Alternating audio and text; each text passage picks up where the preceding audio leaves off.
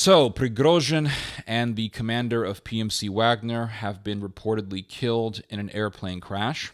And the question is, who done it? And the question also is this real? Was this staged? And there is some speculation in the Russian internet as to whether or not this was staged. And the reason why some people suspect that this was staged is because back in 2019, there was a report about an airplane crashing and that Prigozhin was on the airplane and that he died, but that story turned out to be fake.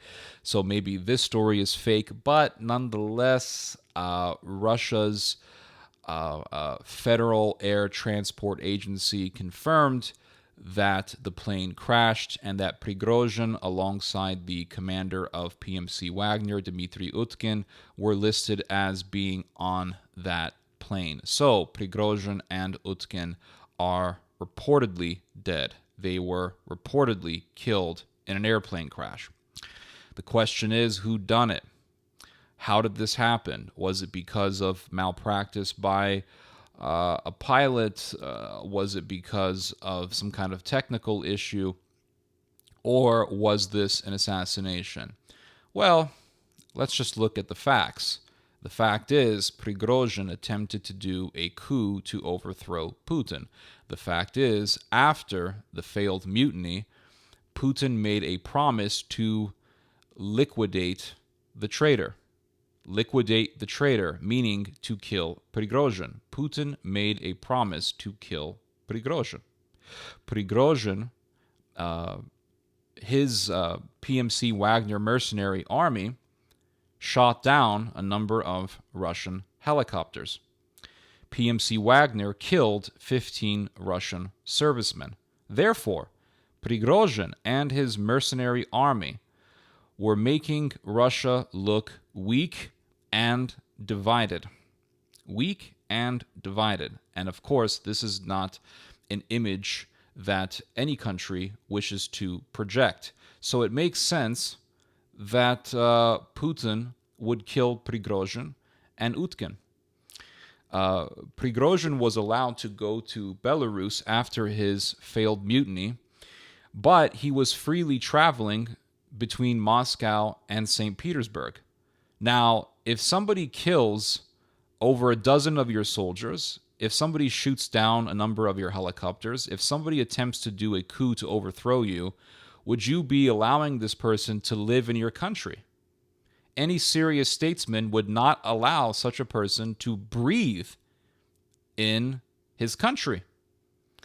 Another thing is that, according to intelligence reports, Dmitry Utkin was communicating with Ukrainian intelligence, and he was telling the Ukrainians that if they withdrew their troops from Bakhmut, that he would give them the positions of Russian soldiers. He was willing to put Russian soldiers in harm's way. He was willing to enable Ukrainian troops to kill Russian soldiers. Why would Putin allow this person to breathe? It makes sense that Putin would have this guy killed.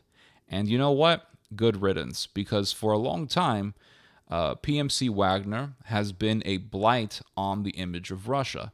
Every time I have done a video on the dark realities of far-right Ukrainian nationalism, someone has always told me about PMC Wagner and how the commander of Wagner, Utkin, is a Nazi, or was a Nazi because he is now reportedly dead.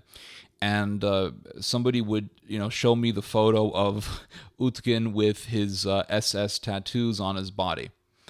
And they would tell me, look, Russia has Nazis. Look, Wagner is commanded by a Nazi. So how could you throw stones at Ukraine for having its own far-right nationalism when Russia has a problem with far-right nationalism and Russia has Wagner, which is led by a neo-Nazi? And it's like, well, it is a legitimate observation that Wagner is led by, or was led by, a Nazi. PMC Wagner has always been a blight on the image of Russia. They recruit criminals. They recruit the worst of the worst.